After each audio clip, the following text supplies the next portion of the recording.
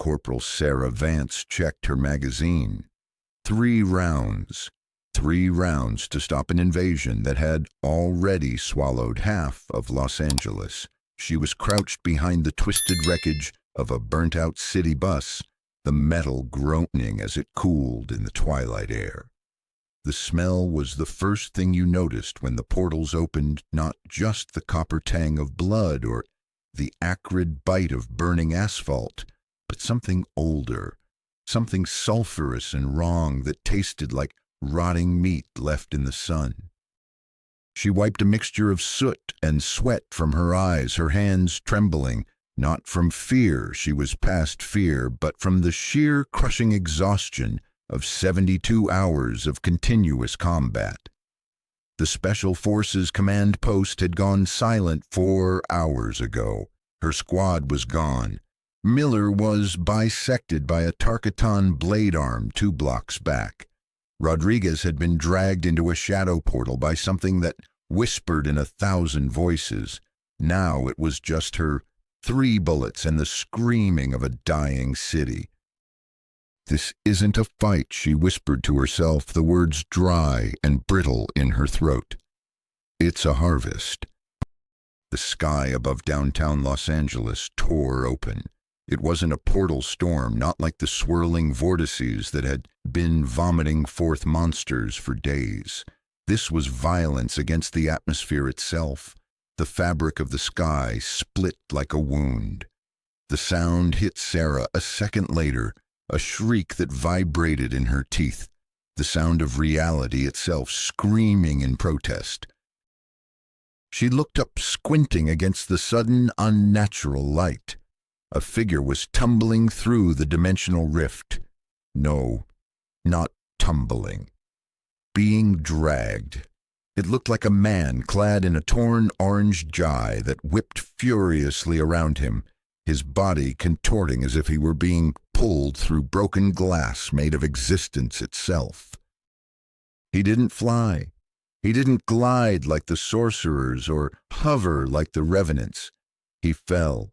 He crashed into the asphalt of Wilshire Boulevard, hard enough to crater the street, sending a shockwave that blew out the remaining windows of the Union Bank building.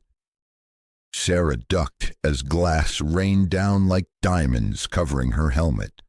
Dust billowed out thick and choking. She coughed, bringing her rifle up, though she knew 3 bullets wouldn't stop whatever had just impacted with the force of a tactical nuke.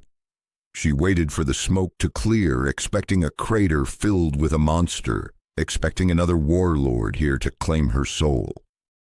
Instead, the figure rolled to his feet instantly. Through the settling dust, Sarah saw him.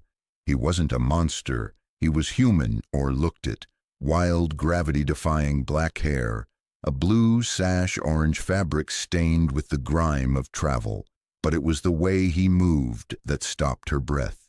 There was no hesitation, no disorientation. His battle instincts were already flaring. He snapped into a defensive posture, his head, swiveling eyes wide, taking in the devastation with a look of genuine horror. "Smoke blood," the stranger muttered, his voice carrying over the chaos. "And something else, something sulphurous." Sarah watched as the stranger's nose twitched, his expression darkening. He wasn't looking at her. He was sensing the city. He could smell the wrongness of this dimension, the dark, hungry energy that permeated the air. Then came the screaming. A block away, a massive portal dilated, its edges crackling with purple lightning. It vomited forth a fresh wave of horrors warriors in baroque, spiked armor, wielding crude weapons with brutal efficiency. Among them were the nightmares Sarah had learned to fear, most 4-armed Shokan warriors, and the blade-armed Tarkatans. They didn't march. They swarmed, tearing through a group of fleeing civilians with methodical savagery. Sarah flinched as a lizard-like creature gutted a man running for the subway entrance. This wasn't a fight. It was a massacre. She saw the stranger's eyes widen. He saw it too, and for the first time in days, Sarah saw something in a combatant's eyes that wasn't bloodlust or hunger. She saw rage, pure protective rage. "Hey?" The stranger's voice cut through the chaos like a thunderclap. It was impossible. The battlefield was a cacophony of gunfire screams and crumbling masonry, yet his single syllable dominated the acoustic space. He spotted a towering figure in spiked armor, a warlord wearing a skull-like helmet, raising a massive serrated blade over a fallen police officer. The officer was trying to crawl away his leg, a ruin of red wetness. "That's enough," the stranger commanded. The skull-helmed warrior paused, turning slowly. His eyes burned with the fire of conquest. He barked something in a guttural language, Outworld dialect that sounded like rocks grinding together. Sarah didn't speak it, but the meaning was universal defiance. The blade came down. Sarah squeezed her eyes shut. She couldn't watch another good man die. Boom! A shockwave rattled Sarah's teeth. She opened her eyes. The officer wasn't dead. The blade hadn't split the pavement. The stranger in orange was there. He hadn't flown. The air here was too heavy, the physics resistant to his energy in subtle ways. He had run, a blur of speed that the human eye couldn't track. He had caught the descending blade between his bare palms. The impact had cracked the asphalt beneath the stranger's boots, but his hands hadn't budged a millimeter. The massive sword was frozen in place. The Outworld warrior's eyes widened behind his skull helmet. Shock registered on his face. In this war, nothing stopped a killing blow. You dodged or you died. You didn't just catch it. "I don't know what's going on here," the stranger said. His voice was calm, terrifyingly so. It carried an edge that any veteran warrior would recognize instantly danger. He looked the skull-faced monster in the eye. "But you're done hurting people." The stranger twisted his hips, redirecting the massive blade's momentum with a fluidity that looked like water flowing around a stone. He stepped inside the warrior's guard and delivered a palm strike to the chest. Sarah expected the warlord to explode. She had seen what super strength did to bodies. She had seen jacks shatter rib cages. But the stranger, he held back. It wasn't a killing blow. He didn't work that way.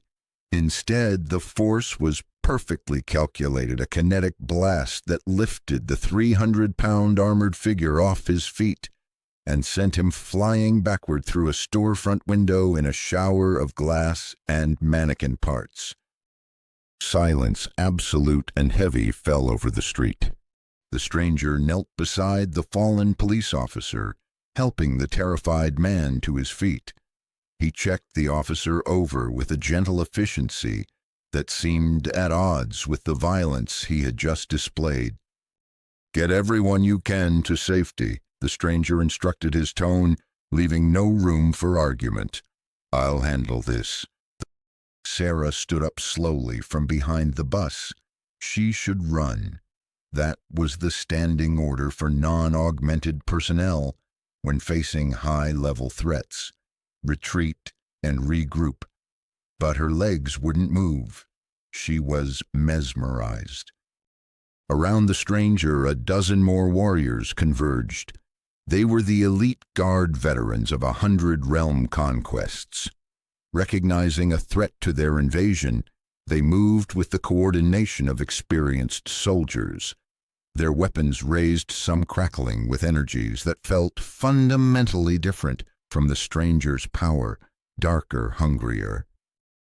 The stranger dropped into a fighting stance, his knees bent, arms loose but ready.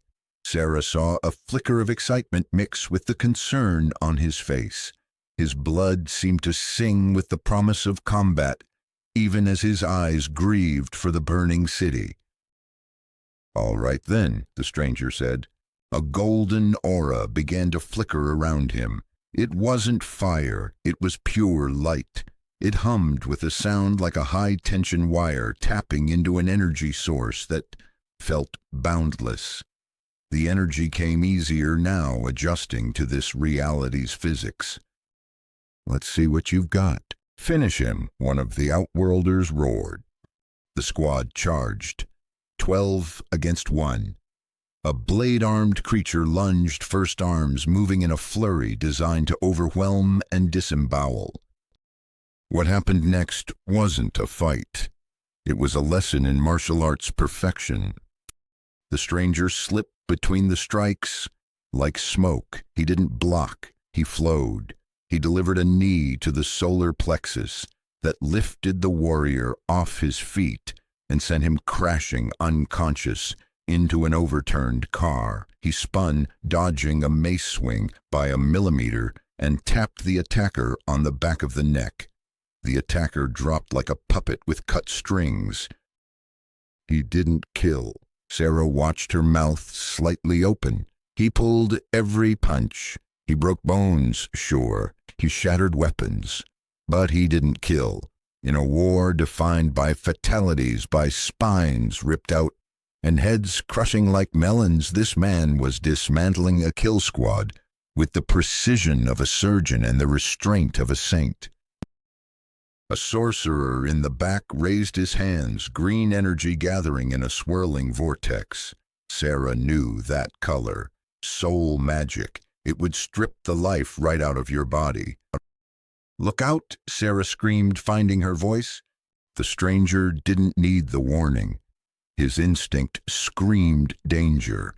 He closed the distance in a heartbeat, literally one beat of Sarah's heart, and he was across the street. A measured chop to the throat disrupted the casting. The sorcerer gagged, the green fire sputtering out, and collapsed. But there were too many. For every warrior, the stranger dropped two more emerged from the portals. The stranger paused, chest heaving slightly. He looked up at the sky, his eyes narrowing.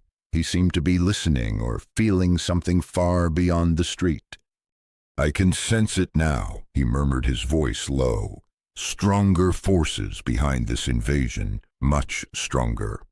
Sarah felt the temperature drop. The air grew heavy with static. A thunderclap split the sky so loud it shattered the remaining glass in the streetlights. Lightning arced down, not the purple corrupted lightning of the invaders, but a brilliant, blinding white-blue. It didn't strike the ground. It formed a shape, coalescing into a figure in white robes and a conical hat. Raiden, the thunder god. Sarah clutched her rifle tighter. She had seen Raiden 3 days ago, hovering over the Santa Monica Pier, blasting wyverns out of the sky. He looked worse now. His robes were singed, his face drawn. He looked ancient, divine, and thoroughly exhausted. His eyes glowing with electric blue energy locked onto the stranger in the orange GI, with an intensity that spoke of desperate hope mixed with divine assessment. "Warrior," the figure spoke. His voice carried harmonics that suggested something beyond mortal biology. The Outworld soldiers hesitated. Even the mindless Tarkatans paused at the appearance of a god. "You fight with honor in defense of those who cannot defend themselves," Raiden said, walking slowly toward the stranger. "But do you comprehend the nature of this war?" The stranger straightened, keeping his guard up. He looked from the unconscious bodies of the squad he had just dismantled to the glowing god before him. "I don't know what's happening," the stranger admitted, "but I know wrong when I see it. These people are just trying to live their lives." Raiden studied him. Sarah felt the weight of that gaze. It was the look of a general who had been losing a war for centuries and suddenly found a weapon he didn't understand. "Then you possess something precious in these dark times," Raiden said, lightning crackling around his fingers. "A pure heart." The Thunder God stepped closer, his face grim. "But purity alone will not save Earthrealm. Tell me, stranger, can you kill when killing is the only mercy left?"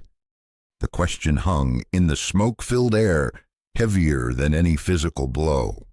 Sarah watched the stranger. The golden aura around him flickered and died down. He looked young suddenly, not a god, not a monster, just a man who had stumbled into hell. The stranger started, but the answer was cut off. The ground shook, not a vibration but a heave. In the distance, towards the ruined skyline of downtown, a presence stirred. It was massive, brutal, a power so vast it made the air taste like iron. Even Sarah, with no magical senses, felt her blood quicken with dread. "The Emperor," Raiden whispered. Portal storms began to multiply across the horizon, tearing the sky into ribbons. The stranger looked toward the source of the power. His expression shifted from confusion to a focused warrior's seriousness. "Is that him?" the stranger asked. "The one doing this?" Shao Kahn, Raiden confirmed. "And he has noticed the anomaly in his conquest. The real war is about to begin." Sarah Vance looked at her 3 bullets. She looked at the exhaustion on the Thunder God's face.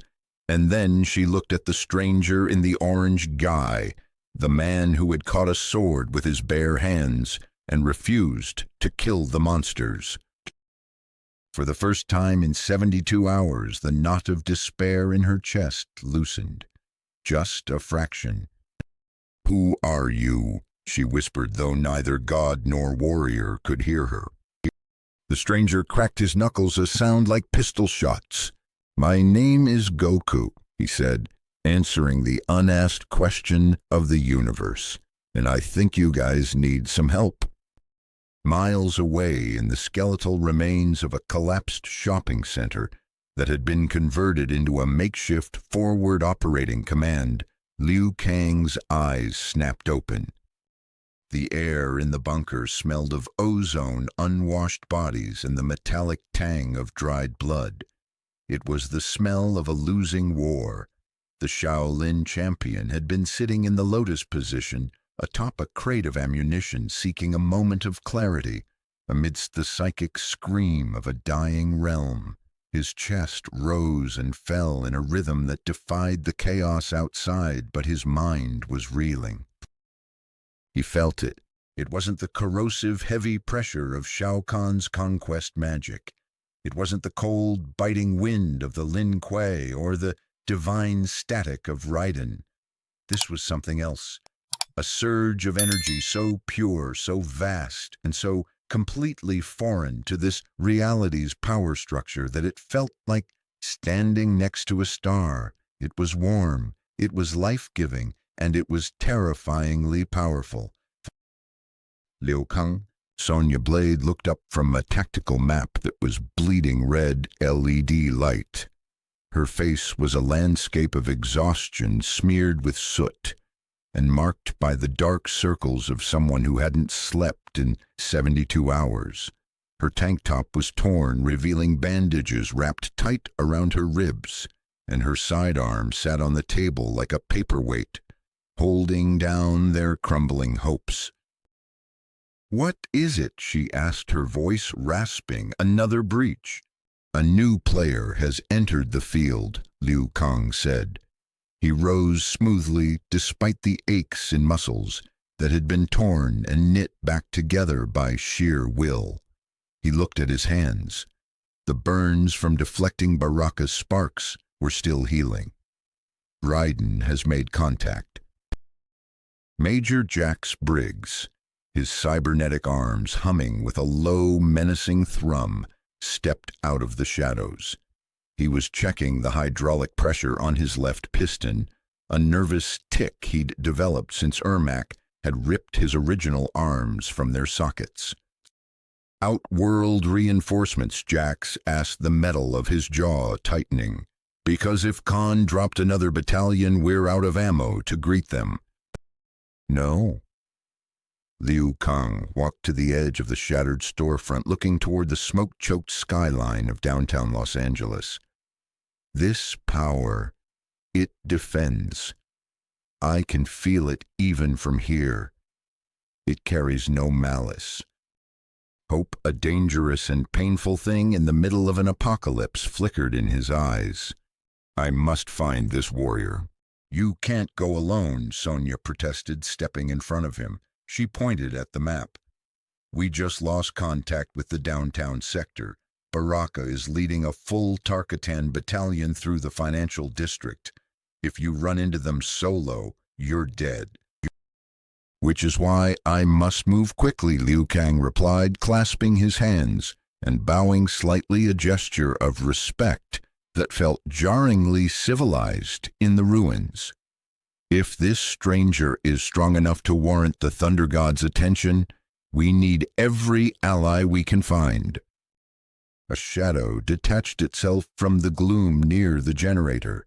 Kung Lao stepped into the light, his razor-edged hat gleaming even in the dim emergency red. He bore fresh wounds across his chest, but his swagger was untouched.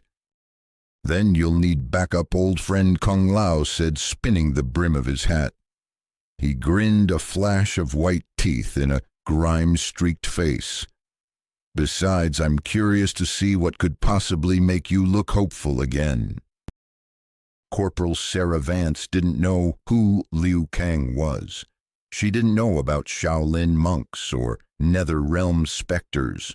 All she knew was that the stranger Goku was currently standing in the middle of Wilshire Boulevard, wiping dust off his orange pants while a god of thunder looked at him with an expression of baffled awe. You mentioned an invasion, Goku said, looking around at the devastation. Is that why the sky looks like it's bleeding? Raiden nodded gravely. Shao Kahn, the Emperor of Outworld, has merged his realm with Earthrealm. He seeks to enslave all life here. Sarah stepped forward, her boots crunching on the glass. She felt small, standing between them, an ant between giants.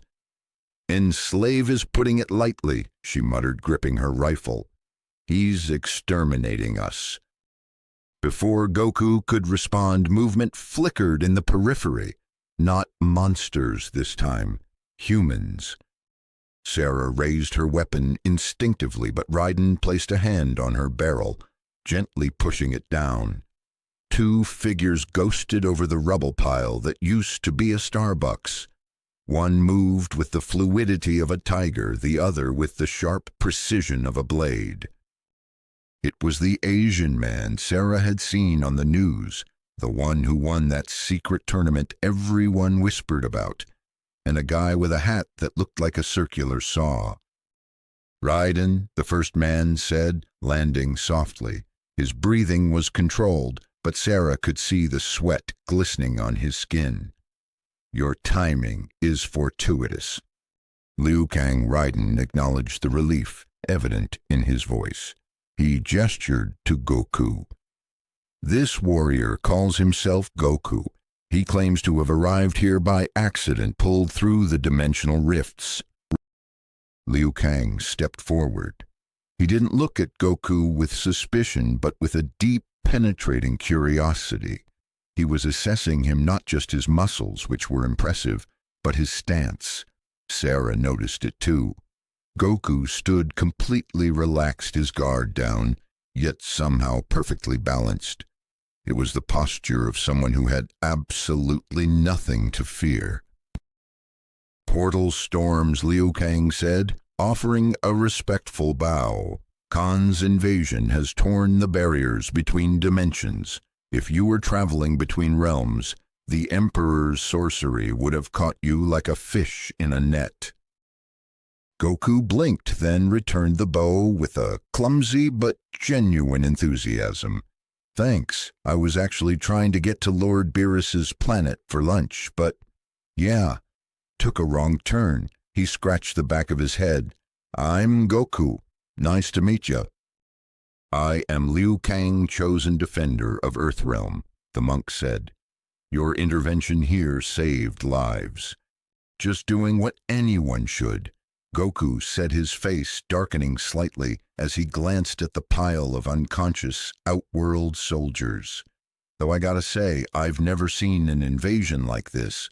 Usually when someone attacks Earth, they at least give us a warning. Or make demands first. This is just slaughter. Kung Lao stepped up, crossing his arms. Shao Kahn does not negotiate, he conquers. But there are rules, right? Goku asked, looking at Raiden. You're a god. Can't you just stop him? Sarah let out a sharp, bitter laugh. Yeah, tell him about the rules. Raiden's face tightened. Earthrealm should have been protected by the rules of Mortal Kombat. 10 consecutive tournament victories are required before a realm merger can occur. 10, Goku asked. That sounds like a lot. We won the last one, Liu Kang said, his voice hard. I defeated Shang Tsung. That should have bought us a generation of peace. But the Emperor found a loophole, Kung Lao spat. He resurrected Sindel, Earthrealm's former queen, on our soil. It gave him a legal pretext to invade directly. He bypassed the tournament entirely. Goku stared at them. He looked from Raiden to Liu Kang to Sarah. The confusion on his face was melting away, replaced by a simmering irritation. Legal pretext, Goku repeated. So you're saying he's conquering an entire planet, killing millions of people? On a technicality, and the people who could stop him won't because of rules. Welcome to Mortal Kombat, Liu Kang said bitterly, where honor and law often conflict and the innocent suffer for the difference. Sarah watched Goku's hands clench into fists. The leather of his gloves creaked. That's dumb, he said simply. If the rules let this happen, the rules are broken. Before Raiden could defend the Elder Gods, the ground jumped.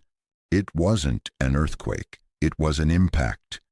2 blocks away, a massive portal dilated, tearing a hole in reality so wide, Sarah could see the red sky of another world through it. A horn blew a deep, resonant sound that vibrated in the marrow of Sarah's bones. Incoming, Sarah screamed, dropping to a knee and leveling her rifle. Through the portal stepped warriors that made the previous soldiers look like children. These were Shokan, massive 4-armed giants with skin like leather and muscles that rippled with barely contained violence. They stomped onto the asphalt, cracking the road with every step. Leading them was a female warrior. She was taller than the others, wearing gold armor that left little to the imagination but radiated royalty and brutality. Her eyes were solid white, and she carried the confidence of someone who had never lost a fight. Shiva, one of Khan's elite. There! Her voice boomed across the ruins, echoing off the skyscrapers. She pointed a massive finger directly at Raiden. The Thunder God harbors the anomaly. Shao Kahn demands this stranger be brought before him or destroyed where he stands. Liu Kang's hands ignited. Literal fire wrapped around his fists, casting dancing orange shadows on the rubble. Kung Lao's hat began to spin, emitting a high-pitched hum. Raiden's eyes crackled with lightning. They were ready to die. Sarah could see it. They were exhausted, outnumbered, and outgunned, but they were ready to go down swinging. Goku stepped past them. He didn't take a stance this time. He just walked forward, his orange jai fluttering in the wind of the portal storm. I don't know this guy, Goku shouted back, his voice cutting through the Shokan war cries. But I'm not big on demands, especially from people who hurt innocents. Then you choose death, Shiva declared. She signaled the charge. The ground shook as 6 Shokan warriors charged. These were walking tanks. Sarah had seen a single Shokan tear a tank turret off its mounting. 6 of them was a death sentence. "Goku, wait," Liu Kang shouted, moving to intercept. "Their strength is—" But Goku was already there. He didn't use the golden light this time. He didn't scream. He moved with an economy of motion that made Sarah's eyes water. It was too fast to process, yet somehow paradoxically looked slow. The first Shokan swung 2 massive fists down a blow, meant to flatten Goku into paste. Goku didn't dodge. He caught the wrists. With 2 hands, he caught the strength of a 4-armed giant. The Shokan roared in confusion, pushing, straining. Goku didn't budge. He looked bored. "You guys rely too much on muscle," Goku said. He twisted. The Shokan flipped into the air, spinning like a tossed coin, and crashed into the 2 warriors behind him. The other 3 converged. It was a blender of fists and feet. Sarah fired 3 rounds, pinging off their thick hides, but it didn't matter. Goku was slipping between the strikes like water through rocks. He ducked a backhand weaved under a stomp and delivered a spinning kick to a Shokan's jaw. The crack of impact echoed like a gunshot. The giant fell. Goku flowed. He was turning their strength against them, finding openings in their 4-armed defense that shouldn't exist. He tapped pressure points, shattered kneecaps, and delivered palm strikes that dropped warriors who had fought in realm wars for centuries. And he still wasn't killing them. Sarah watched as he caught Shiva's fist. The female Shokan looked stunned. She pulled, but her arm was anchored in iron. "You're strong," Goku said to her, his face inches from hers. "But you're slow." He flicked his finger against her forehead, just a flick. Shiva's head snapped back, her eyes rolling up, and she collapsed to her knees, dazed. 10 seconds. The entire engagement had taken 10 seconds. Goku stood amidst the groaning bodies of Outworld's elite. He wasn't even breathing hard. He turned back to the stunned Earthrealm defenders. Liu Kang Raiden's voice cut through the silence, urgent and sharp. "I sense Shang Tsung approaching. The sorcerer has felt this power as well." Liu Kang shook his head, clearing the shock. If the soul thief takes an interest in Goku, his pure heart would make him a prize beyond measure. "Then we must move quickly," Liu Kang said, launching a fireball at a recovering Shokan who tried to grab Goku's ankle. "We need to regroup at a defensible position. The Wushu Academy is our last stronghold." Goku dropped the Shokan with a gentle chop to the neck and turned. "Lead the way," Goku said. His expression was no longer playful. It was serious. But someone needs to explain what's really going on here. Because if this Khan is as strong as I'm sensing, this isn't just your planet's problem. Sarah lowered her rifle. She looked at the man in orange. For the first time, she saw the terrifying reality of what was happening. This wasn't just a soldier. This was a nuclear deterrent in human form. And for some reason, he was on their side. "Hey!" she called out, her voice cracking. Goku paused, looking back at her. "Make them pay," she whispered. Goku looked at her, then at the burning city. He didn't promise violence. He didn't promise revenge. "I'll stop them," he said. And then they ran, leaving the unconscious monsters in the dust, racing toward the mountains, as the eyes of a sorcerer watched from the shadows, hungry for a soul that burned brighter than the sun. The Wushu Academy stood in the mountains north of the invasion's heaviest concentration, a cluster of ancient temples clinging to the cliffs like barnacles on a titan's spine. It should have been serene. The architecture was designed for meditation, sweeping roofs, stone gardens, waterfalls meant to drown out the noise of the world. But as Sarah Vance limped through the main courtyard, flanking the stranger named Goku, she realized the waterfalls couldn't drown out the screaming. The academy had been converted into a fortress of last resort. The stone gardens were triage centers. The meditation halls were armories. Everywhere Sarah looked, she saw the cost of the war. Monks with missing limbs, bandaged in bloody linen.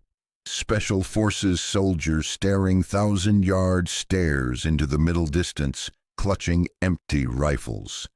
The air didn't smell like incense.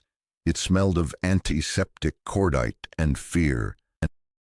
"This place," Goku whispered, his voice losing the confident edge it held on the street. He looked at a row of stretchers where a young monk was weeping over a body covered in a white sheet.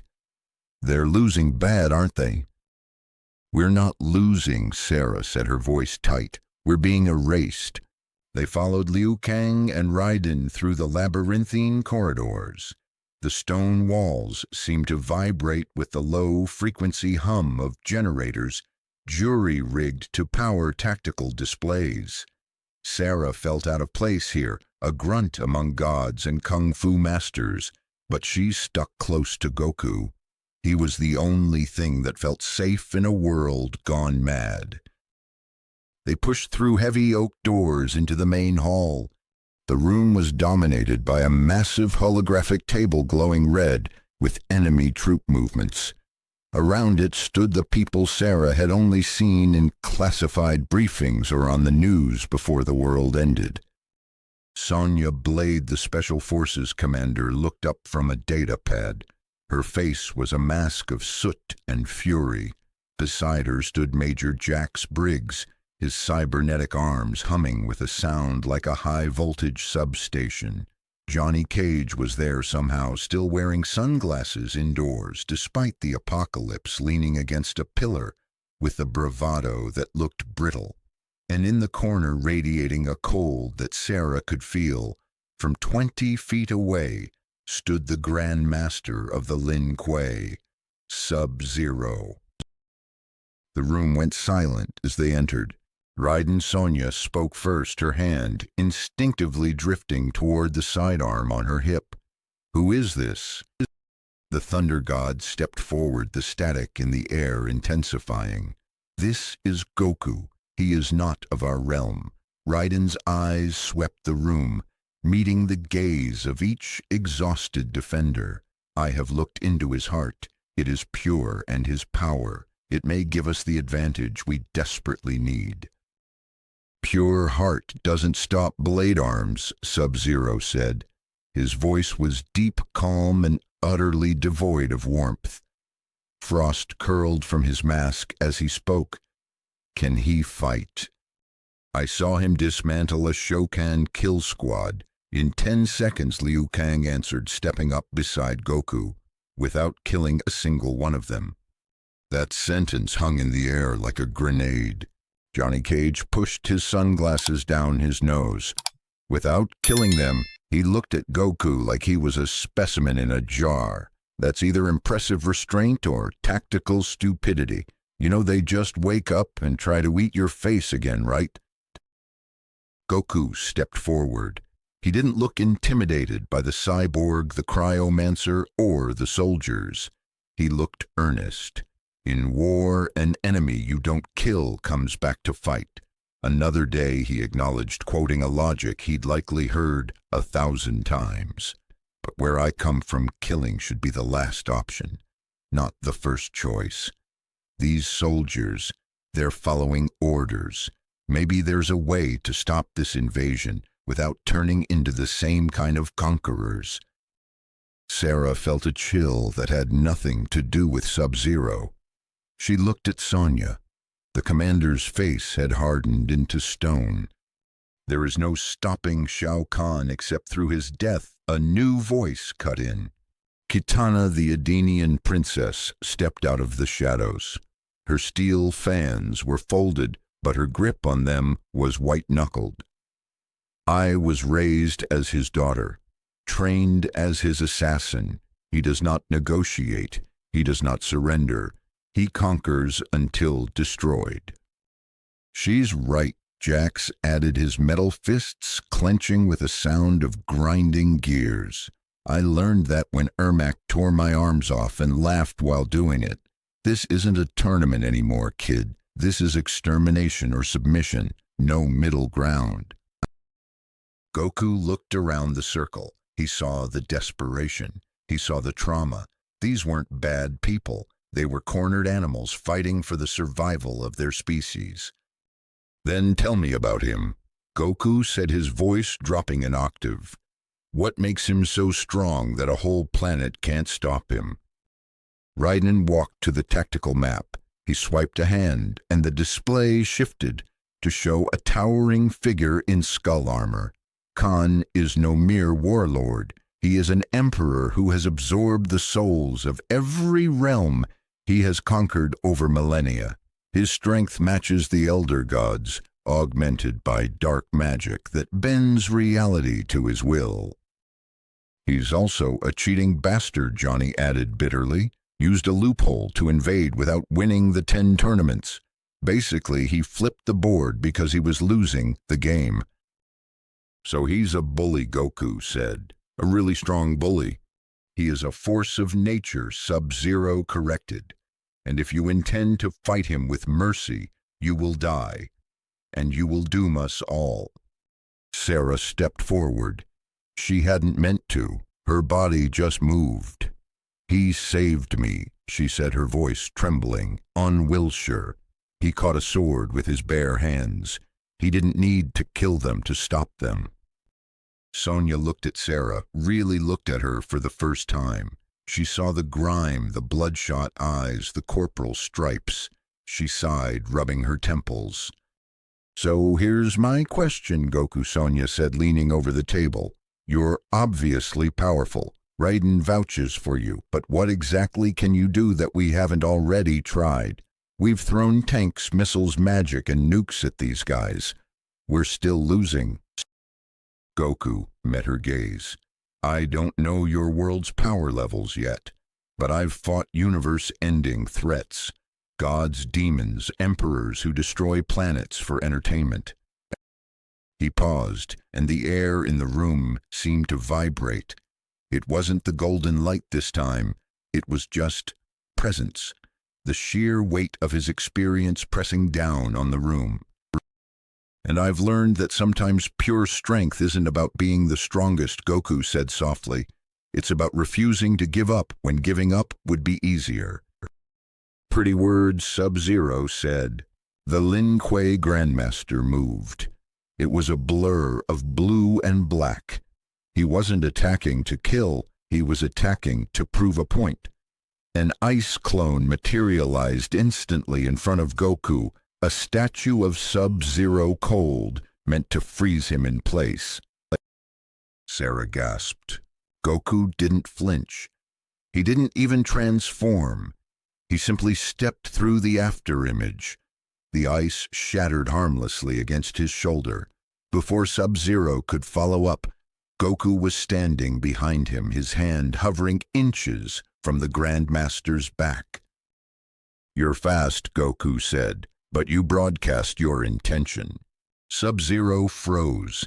He turned slowly, the frost on his mask dissipating.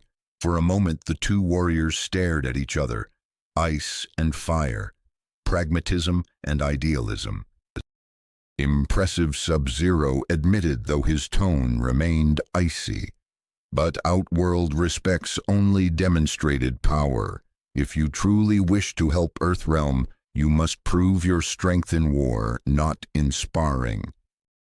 We have a situation that can test, that Kung Lao interrupted, looking at a flashing monitor.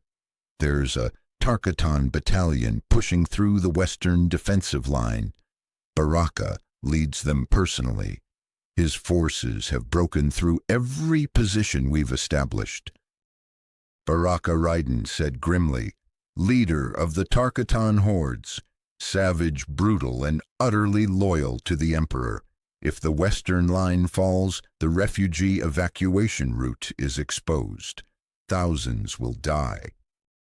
Goku's expression hardened. The playfulness was gone. Then maybe it's time someone stopped him. He looked at Liu Kang. "Show me where this battle is. I'll prove I can help." "Wait," Kitana warned, stepping into his path. "Baraka is not merely strong, he is vicious, and behind him, Shang Tsung has been seen. The sorcerer will be seeking to capture powerful warriors for his soul magic." "What soul magic?" Goku asked. The room grew colder, literally. Sub-Zero's tension was leaking into the atmosphere. "Shang Tsung steals souls." Liu Kang explained, his voice tight with old fury. "He consumes them, absorbs their power and knowledge. Every warrior he defeats becomes part of his strength. Your power, Goku. It would make you the greatest prize he has ever claimed." Goku grinned. It was a small, confident smirk that looked wildly out of place in the war room. "Then he'll be disappointed," Goku said. "I've faced magic before, fought sorcerers who could destroy planets with a thought. If this Shang Tsung wants to try stealing souls, he'll find out mine isn't easy to take." Raiden studied the Saiyan for a long moment. The god's electric eyes narrowed, searching for any hint of arrogance or deceit. He found only simple, granite-hard conviction. "Very well," Raiden nodded. "Liu Kang, escort Goku to the western line. Show him what Earthrealm faces. If he can stop Baraka's advance, it would give our forces time to regroup." "And if he can't?" Sonya asked bluntly. She wasn't being cruel, she was calculating the logistics of failure. "Then we lose the western line tonight instead of in an hour." Jax answered, his voice heavy. "No offense, Goku, but we're past the point of protecting feelings. Either you can help or you can't." "Fair enough." Goku rolled his shoulders, stretching. "Just point me at the fighting. I didn't ask to be pulled into this war, but I'm here now, and I've never walked away from people who needed protection." Liu Kang gestured to the door. "Come, let me show you what Outworld's fury looks like, and pray to whatever gods you know that your strength matches your conviction." As they turned to leave, Sarah Vance pushed off the wall. She checked her rifle, empty. She checked her sidearm, full mag. "I'm coming," she said. Sonya frowned. "Corporal, you're relieved. You need medbay." "I can walk," Ma'am Sarah lied. Her left leg felt like it was on fire, and someone needs to watch the perimeter while the superheroes talk philosophy. Goku looked at her. He didn't tell her to stay back. He didn't treat her like she was made of glass. He just nodded. "Stay behind me," he said. The western defensive line was less a line and more a scar across the landscape, where Earthrealm had bled out.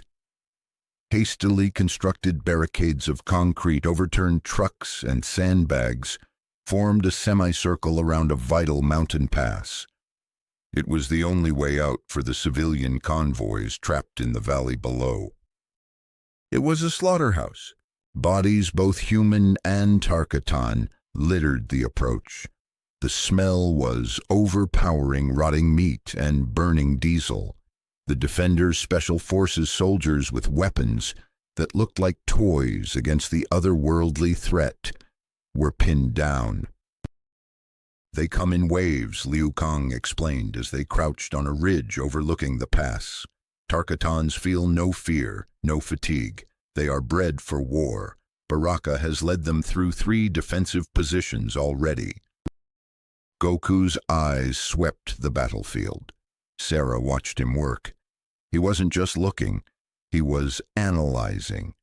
His eyes darted from the gaps in the formation to the movement in the twilight beyond the barricades.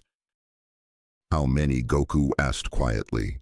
"At least 500 gathering for the next push," a nearby lieutenant whispered, his voice shaking. "And Baraka himself. He's worth 50 ordinary fighters." "Sir," he addressed Liu Kang, "we can't hold another push. We've got maybe 20% ammunition left." I know Liu Kang said his hands igniting with dragonfire, but retreat means giving Outworld the pass. We hold or thousands die. A horn blew from the Outworld lines, deep, brutal, promising death. Here they come, Sarah whispered, clicking off the safety on her pistol. They came like a tidal wave of blades and teeth.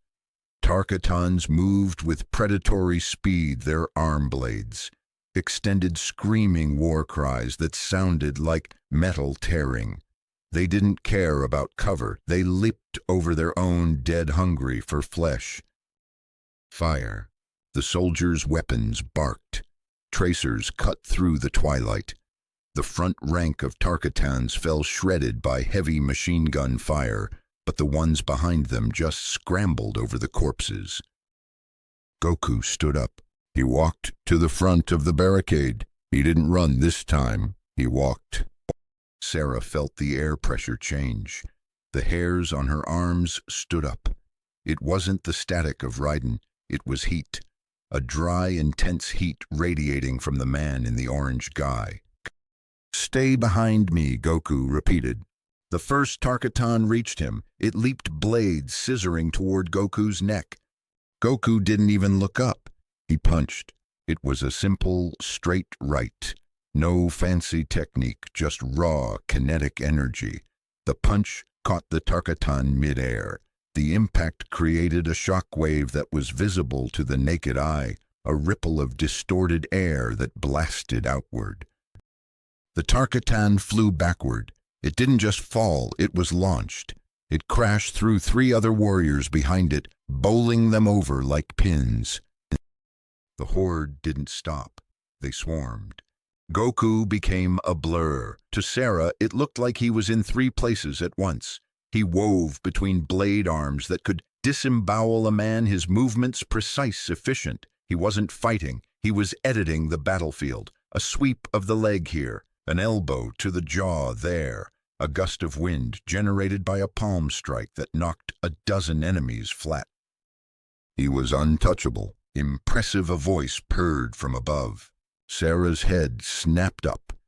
Standing atop a ruined watchtower silhouetted against the bleeding sky was a figure in flowing robes. Shang Tsung. The sorcerer's eyes gleamed with green light as he watched Goku fight. He wasn't afraid. He was hungry. Such power, Shang Tsung whispered, his voice carrying over the screams of battle. Yet such restraint. How noble. The word dripped with mockery. Shang Tsung Liu Kang screamed, launching a fireball toward the tower. The sorcerer simply smiled and vanished in a swirl of green flames, his laughter lingering in the air like a sickness. Was that Goku started to ask? He was interrupted by a roar that shook the fillings in Sarah's teeth. Baraka emerged from the horde. He was a nightmare given form, taller than the others, more muscular, his blades longer and serrated like saws. Scars covered his body, trophies from countless victories. His mouth opened impossibly wide, revealing rows of needle teeth. "You," Baraka roared. His English was thick, spoken through a throat not meant for human speech. "You are the anomaly. The Emperor wants you alive." He scraped his blades together, sending a shower of sparks into the dry grass. "But he will accept pieces." Baraka charged. He moved faster than anything that size had a right to.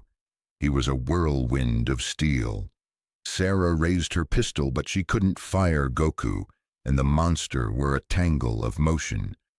Baraka struck from angles that defied biology, his blades seeking arteries, tendons, vital organs. Goku blocked. He parried. He dodged. But Baraka was relentless, and he wasn't alone. A dozen elite Tarkatans joined him, attacking in a coordinated pack, trying to drag Goku down by sheer weight of numbers. Goku was disappearing under a pile of writhing, slashing bodies. "Goku!" Sarah screamed. From the center of the pile, a voice spoke. Calm. determined. Enough. Boom! The explosion wasn't chemical, it was gold. A pillar of golden light erupted from the scrum, blasting the Tarkatans away like leaves in a hurricane. Sarah shielded her eyes, blinded by the brilliance. When the light faded, Goku stood in the center of a crater. His hair was no longer black. It was gold, standing up in jagged spikes, defying gravity. His eyes had turned a piercing teal. A golden aura raged around him like a controlled fire crackling with electricity. Super Saiyan. Baraka skidded to a halt, his blades digging into the dirt. For the first time, the savage leader looked afraid. His nostrils flared, smelling the ozone and the sheer, overwhelming power radiating from this anomaly. "What sorcery is this?" Baraka hissed. Goku looked at him.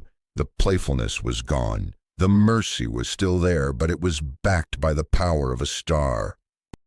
"You're strong," Goku said, his voice echoing with a strange dual resonance. "Really strong, but you're using that strength to hurt people who can't defend themselves. That's not a warrior, that's just a bully." Goku vanished. He reappeared in front of Baraka. Before the Tarkatan could lift a blade, Goku delivered a palm strike to his chest. It wasn't a kill shot. Sarah could see the restraint. Goku pulled the punch at the last microsecond, but the force still sent Baraka, the invincible leader of the Horde, flying backward through the air.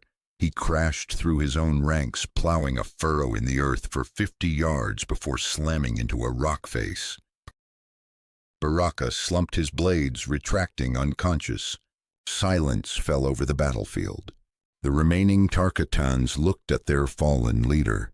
They looked at the golden warrior glowing in the dark. "Fall back," one of the elites shrieked. "Regroup, tell the Emperor." The Horde broke. For the first time in the invasion, the Tarkatan army didn't just stop, they ran. They fled into the shadows, terrified of the light. Goku powered down. The gold faded his hair, turning black and slumping back to normal. He exhaled a long breath, wiping sweat from his forehead. "Man," he said, turning to a stunned Liu Kang. That guy had sharp elbows. Liu Kang lowered his hands, the dragon fire extinguishing. He looked at Goku with a mixture of profound respect and deep, terrifying realization. "You have no idea what you just did," Liu Kang whispered. "You didn't just beat Baraka, you broke their legend." "Thanks," Goku said simply. He looked at Sarah. "You okay?" Sarah holstered her pistol. Her hands were shaking, but she felt a strange warmth in her chest. "Hope." "I am now," she said. But in the shadows of the ruined tower, green eyes watched unblinking. Shang Tsung smiled, his mind already weaving plans. "Such power," the sorcerer murmured to the empty air, "and such a naive soul. It will be mine."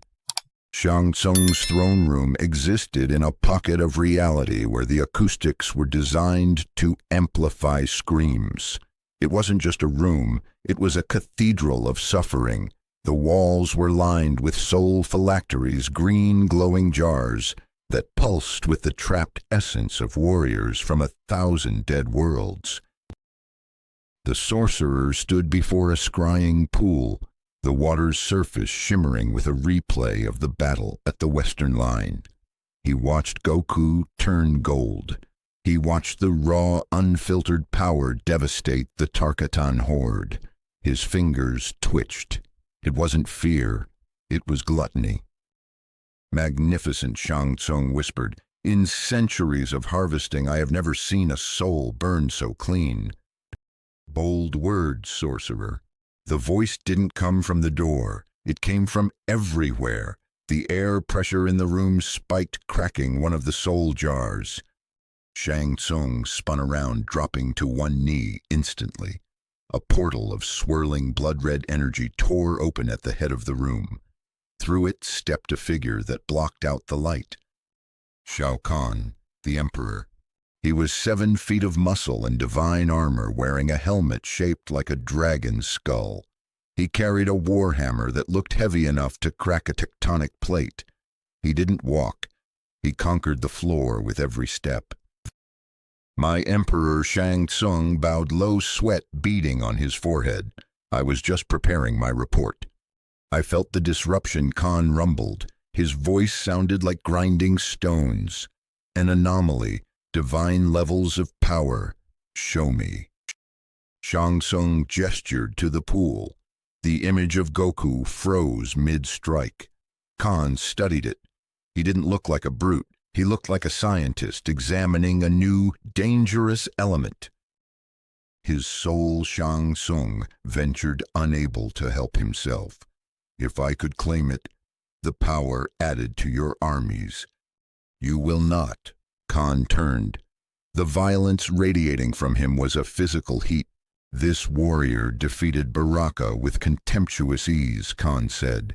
He showed mercy to the Tarkatans, restraint, discipline. The Emperor's eyes narrowed beneath the bone helmet. Such power serves me alive, not devoured by your gluttony. But my lord, if you attempt to steal his soul against my orders— Khan interrupted, his voice dropping to a lethal whisper. I will feed yours to Ermac, one fragment at a time. Am I clear? Crystal Shang Tsung choked out. Prepare the portal, Khan commanded, hefting his hammer. Earthrealm is doomed. But this Goku, I will offer him a choice, a true challenge. I will look him in the eye before I break his world. At the Wushu Academy, dawn arrived not with the sun, but with a tearing sound that made Sarah Vance's ears pop. She was sitting on the steps of the main hall, wrapping a fresh bandage around her knee. The bleeding had stopped, but the shaking hadn't. She had seen things last night, golden light monsters fleeing, that defied every law of physics she knew. Then the sky tore open. This wasn't a portal storm. This was surgical. A single massive rift opened directly above the courtyard, turning the morning sky the color of a bruise. Everyone down, Sarah screamed, scrambling for her rifle. But no one fired. The pressure coming from the portal pinned them to the ground. It was like gravity had suddenly doubled. Sarah fell to her knees, gasping. Beside her, seasoned monks collapsed. Even Liu Kang stumbled as he ran out of the hall. Shao Kahn descended. He didn't use a staircase. He floated down, defying gravity with arrogant ease, landing in the center of the courtyard with a force that cracked the ancient flagstones. He stood alone. He didn't need an army. He was the army. Earthrealm warriors, Khan's voice boomed. It wasn't shouted. It was projected, vibrating in Sarah's chest cavity. I come not for battle, not yet. His eyes, burning with green soul fire, swept over Raiden, over Liu Kang, and settled on Goku. I come for him. Raiden stepped forward, lightning arching angrily between his shoulders. You overstep, Emperor. This warrior is under Earthrealm's protection. Khan laughed. It was a terrible sound, deep and mocking. Protection, Raiden, look around you. Your planet burns. Your forces crumble. You hide behind elder god laws while I act. Goku stepped forward. He walked past Raiden. He walked past the trembling monks. He walked right up to the 7-foot tyrant and looked up. I'm standing right here, Goku said. If you've got something to say it to me. Khan planted his hammer. The ground shuddered. Direct. I appreciate that. He leaned down, his skull mask inches from Goku's face. I offer you a choice, Goku. Join Outworld. Become my champion. Sarah held her breath. The silence in the courtyard was absolute. I will provide you with opponents worthy of your power. Khan continued, his voice seductive in its promise of violence. Gods, demons, warriors from 1,000 conquered realms. You will fight battles that challenge everything you are. Join me and help me forge a universe where strength is rewarded. And if I refuse, Goku asked, then you die defending a realm that was doomed before you arrived, Khan stated simply. Earthrealm falls in 3 days. My final assault begins then. You can choose to rule at my side or be crushed beneath my heel. Goku looked at the Emperor. He didn't look scared. He looked disappointed.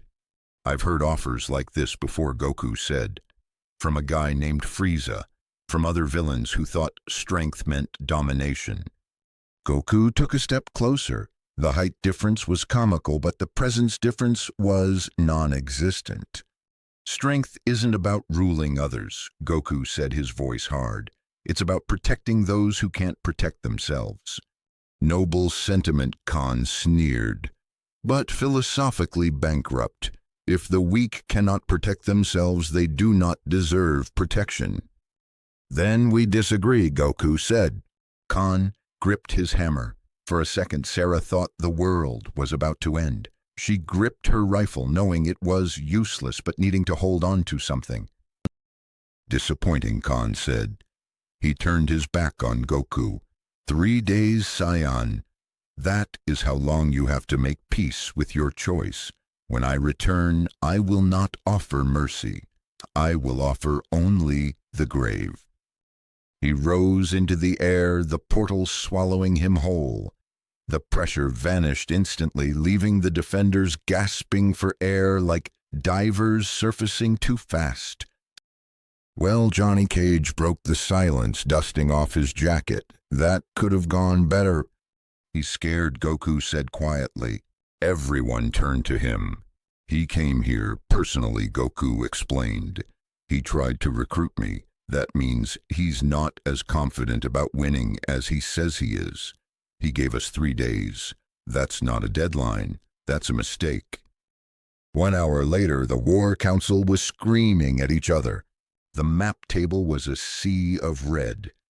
We can't hold for 3 days, Sonya was saying, slamming her fist onto the console. We've lost 60% of our defensive line.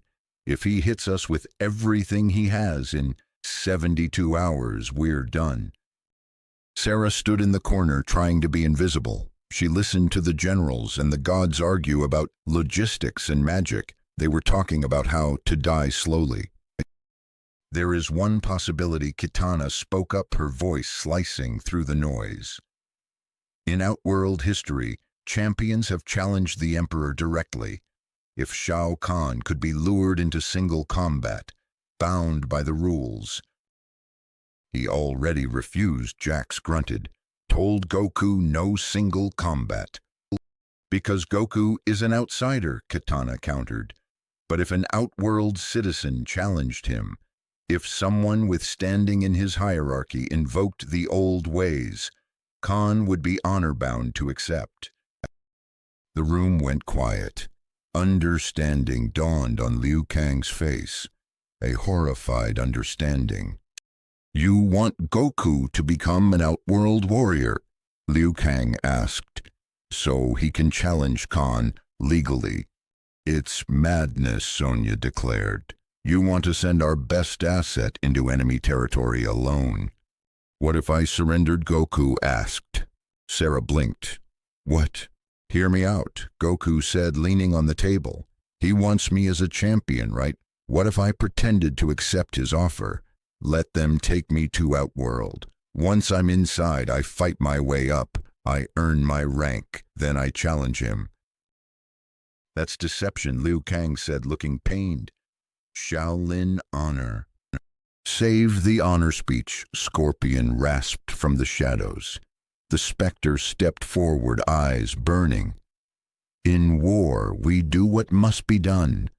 The Saiyan's plan is sound. Dangerous but sound. It's a trap, Sub-Zero warned. Shang Tsung will be waiting. I can handle him, Goku said, and if things go wrong, I can teleport out. Sarah couldn't stay quiet anymore. You're talking about walking into hell, she said, her voice cutting through the debate. Alone, with no backup, no radio, just you and a planet full of monsters. Goku looked at her. He smiled, that same disarming, confident smile that made the impossible seem like a Tuesday afternoon. I've been training alone my whole life, he said. Besides, if I don't do this, what happens to Earth? Raiden looked at the tactical map. He looked at the red tide consuming the world. He looked at Goku. Then it is decided, Raiden said, his voice heavy with the weight of the gamble. I will send word to Outworld that you wish to negotiate surrender. Sarah felt a pit open in her stomach. They were doing it. They were sending the only person who could stop the invasion away. Remember, Sonya said to Goku, her voice devoid of emotion, now purely tactical. You're our ace. If this doesn't work, we're out of options. No pressure, Goku replied. Hours later, the portal opened again at the academy gates. This time it wasn't Khan. It was Shiva and a retinue of guards, and Shang Tsung. The sorcerer looked smug, predatory. He looked like a cat that had just been gifted a canary. The Emperor sent me to facilitate our new champion's transition, Shang Tsung purred. Goku stepped forward. He wasn't wearing his gi anymore. He had donned a heavier travel cloak, though the orange pants remained. He looked back at the defenders, at Raiden, at Liu Kang, at Sarah. He gave a small wave. Don't worry, he said. I'll be back for dinner. He stepped through the portal. The purple energy swirled and collapsed, sealing shut with a finality that sounded like a coffin lid closing. Sarah Vance stared at the empty space where the strongest man in the universe had just been standing.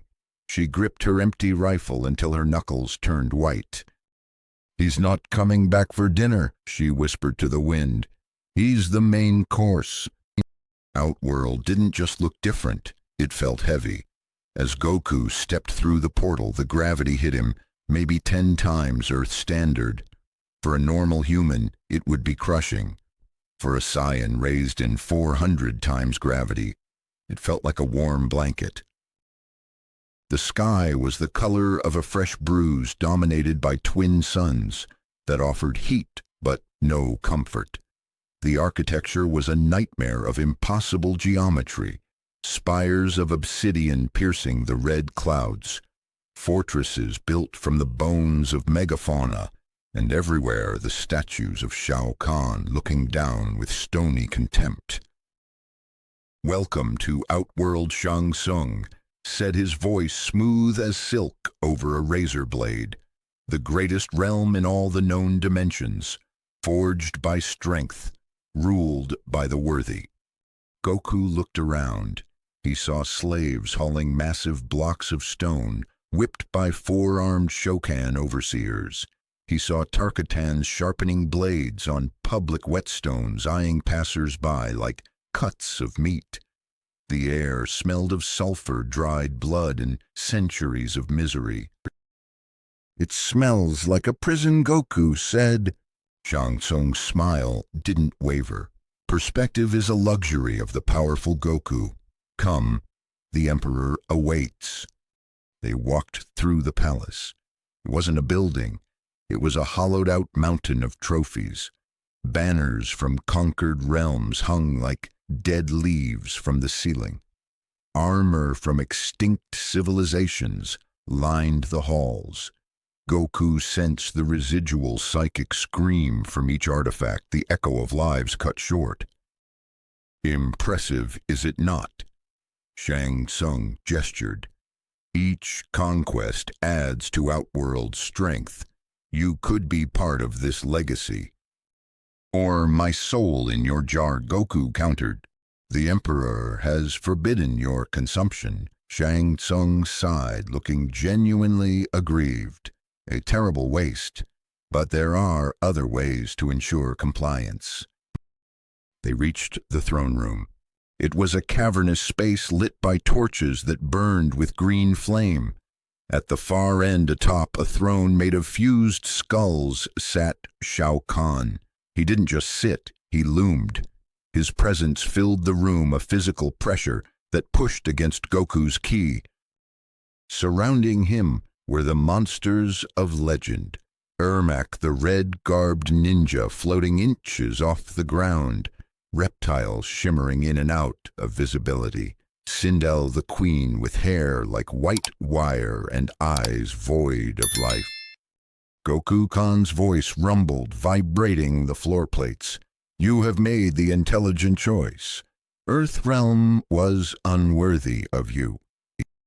Goku walked to the center of the room. He didn't bow. I'm here to end the war, Goku said. You wanted me as a champion. Fine, but there are terms. The room hissed. Guards stiffened. No one dictated terms to Shao Kahn. Khan leaned forward, the bones of his throne creaking, bold. I appreciate boldness. Speak. I fight for you in challenges. I prove my strength through your system. I earn my place. Goku said, his voice echoing in the vast chamber. In return, you scale back the invasion. Stop targeting civilians. Give Earthrealm time to surrender properly. Absolutely not. Khan's denial was absolute. I do not bargain with assets. You fight because I command it. Earthrealm burns because I will it. The Emperor stood grabbing his warhammer. Your only choice is whether you serve willingly or I break you into compliance. Goku met the Emperor's gaze. He had to play this carefully. If he fought Khan now surrounded by elites, he might win, but Earthrealm would be destroyed in the crossfire. He needed to buy time. He needed to get inside. Then I'll prove my worth first, Goku said. Let me fight your champions. If I win, we talk terms. If I lose, I serve without question. Khan studied him for a long, agonizing second. Then he grinned beneath his skull mask. Ermac Khan commanded, test him. The red ninja floated forward. We are many 1,000 voices whispered from beneath his hood. You are but one. Ermac raised a hand. Goku felt the air solidify. It wasn't wind, it was telekinesis. A psychic vice clamped around his ribs, squeezing with enough force to pulverize a tank. It slammed him into the stone floor, cracking the foundation. Gravity Goku grunted, pushing himself up. Cute. He'd trained in black holes. He'd trained under weights that would crush mountains. This was nothing. Goku moved. He didn't charge. He exploded from a standstill, shattering the telekinetic hold like glass. He appeared in front of Ermac. The construct tried to blast him back, but Goku was already inside the guard. A controlled punch to the gut, pulled at the last second, folded Ermac in half. The construct flew backward, crashing through a stone pillar. Impossible, the voices gasped. Such physical resistance. Reptile Khan barked, sounding bored. Next, the invisible assassin struck. Acid spit hissed through the air, melting the stone where Goku had stood a microsecond before. Goku closed his eyes. He didn't need to see. He felt the displacement of air. He sensed the malice. He caught Reptile mid-lunge, grabbing the lizard man by the throat. I don't want to hurt you, Goku whispered. Stay down. He tossed Reptile aside like a rag doll.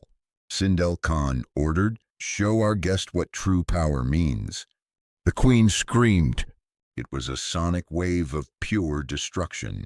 It shattered the remaining pillars. It cracked the throne. It flayed the skin off the Shokan guards standing too close. Goku stood his ground.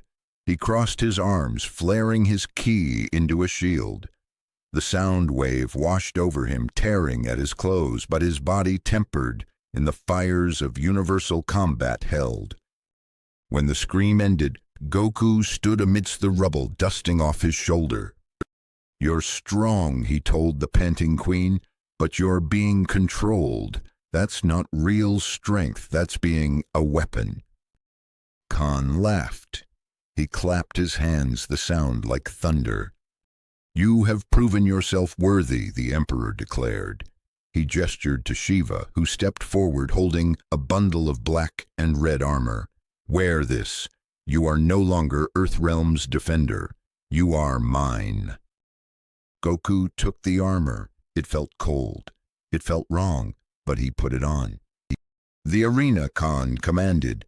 "Shang Tsung will assign you to the circuit. Win and you rise. Lose and you die." The eastern arena was a coliseum built for slaughter. The sand was red not from pigment, but from saturation. Thousands of Outworlders filled the stands, roaring for blood. Goku stood in the center, feeling sick. He had defeated 3 beasts, 2 criminals. He had knocked them out, refused to kill them. The crowd hated him. They booed. They threw rotten fruit. "They want blood," Goku. "Shang Tsung whispered from the viewing box. "Mercy is an insult here." "I don't care what they want," Goku muttered. Then perhaps Shang Tsung heard his voice amplified, so the whole arena could hear, "You need a motivation that hits closer to home." The main gates creaked open. Goku expected a dragon, a demon, a Shokan warlord. 3 figures stumbled out into the blinding light. They were chained together, beaten, ragged. They wore the shredded remains of Earthrealm's Special Forces uniforms. Goku's breath hitched. The soldier in the middle looked up, squinting against the suns. Her face was swollen, one eye sealed shut, her lips split. But Goku recognized her. It was Sarah. Corporal Sarah Vance, the woman who had fought beside him at the Western Line, the woman who had looked at him with hope. She saw him. She saw the Outworld armor. She saw him standing over the defeated bodies of the previous challengers. "Goku," she rasped. Her voice was broken glass. "Oh no," Goku breathed. "Oh yes," Shang Tsung announced, his glee vibrating through the stadium. "Captured during a perimeter raid near the academy. Spies, saboteurs, sentenced to arena death." The sorcerer leaned over the railing, his eyes locking onto Goku. "And you, my champion, have the honor of their execution." The crowd went feral. "Finish them, finish them." Sarah stared at him. The hope in her good eye died, replaced by a cold, horrific realization. "You," she whispered, "you joined them." Sarah, "No, I." Goku took a step forward. "Traitor!" Sarah screamed. She tried to lunge at him, but the chains held her back. The other 2 soldiers, a young private weeping openly, and an older sergeant who looked ready to die, dragged her back. "We trusted you. We thought you were different." Silence. Shang Tsung's voice boomed.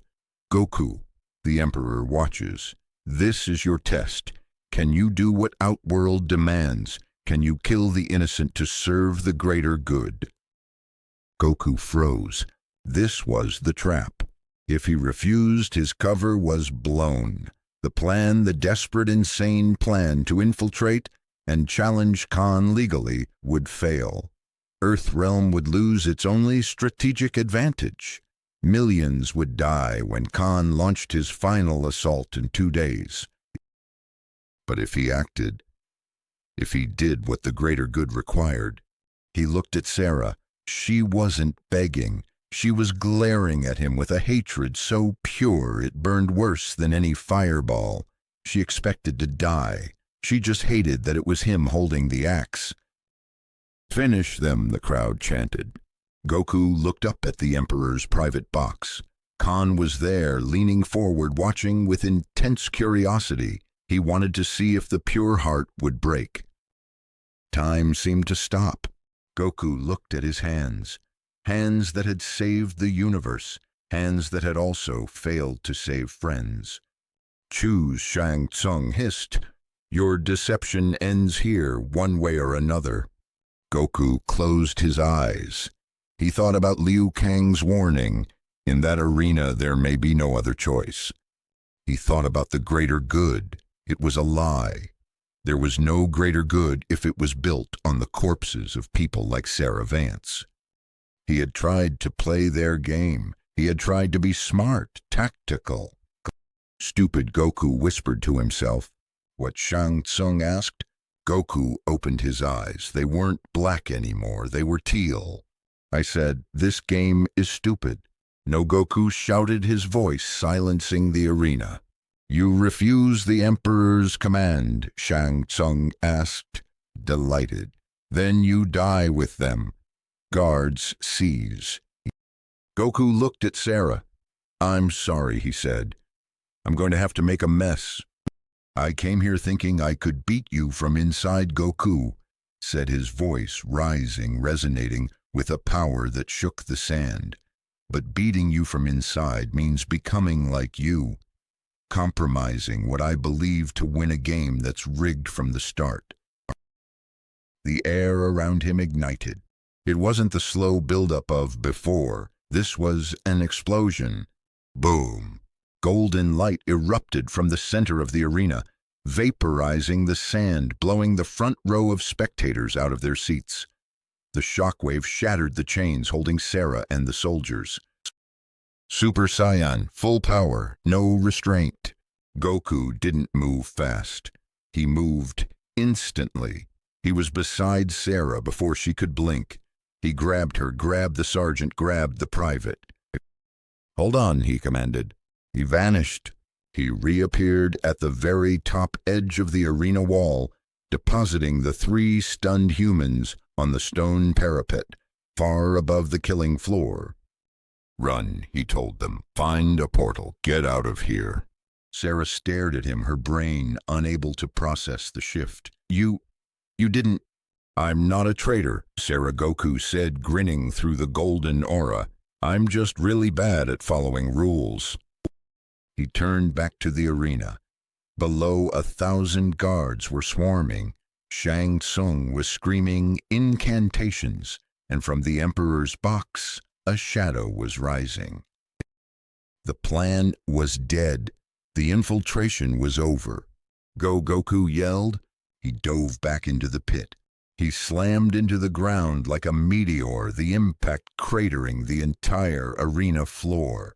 He wasn't holding back anymore. He wasn't trying to impress them or earn rank. He was there to break the system. Shang Tsung launched a stream of green skull's soul magic meant to strip the flesh from bone. Goku swatted them away with his forearm. He flew at the sorcerer, closing the distance in a blur. Your soul is mine, Shang Tsung shrieked. My soul, Goku roared, slamming a fist into the sorcerer's gut, isn't for sale. The punch sent Shang Tsung flying across the stadium, smashing through 3 retaining walls and disappearing into the city beyond. But the victory was short-lived. The sky darkened. The crowd stopped screaming. Shao Kahn descended. He didn't need a portal this time. He leaped from his box landing in the center of the arena with a force that knocked Goku back a step.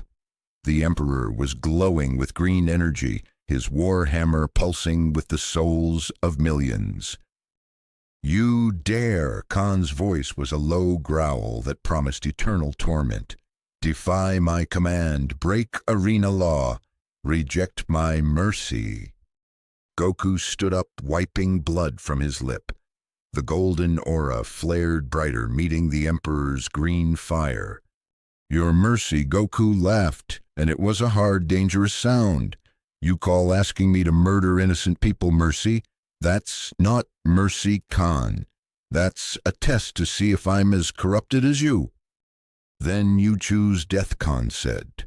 He raised his hammer. So be it. I will demonstrate personally why I rule Outworld. High above on the wall, Sarah Vance stopped running. She looked back. She saw a golden star clashing against a green void. The shock waves were tearing the city apart. The diplomatic solution was gone. The tournament was over. Now it was just war. Sarah Vance didn't run. She knew she should. The Golden Warrior had given her a chance, teleported her and the two other survivors to the high parapet of the arena wall far above the killing floor. The exit was right there, a dark archway leading into the labyrinthine streets of the city where they could disappear. But she couldn't move. Her boots were lead. She watched the center of the arena. She watched the green sun of Shao Kahn collide with the golden star of Goku. The sound didn't register as noise. It registered as a pressure drop that sucked the air out of her lungs. Then came the blast. A shock wave of displaced air and pulverized sand rushed up the arena walls, hitting Sarah like a physical blow. She grabbed the stone railing to keep from being blown backward. Below, the world was ending. Shao Kahn swung his war hammer. It was a weapon of mass destruction glowing with the screaming faces of trapped souls. It moved faster than physics should allow for something that size. It struck Goku's forearms. Crack! The sound was like a mountain snapping in half. The ground beneath them vaporized.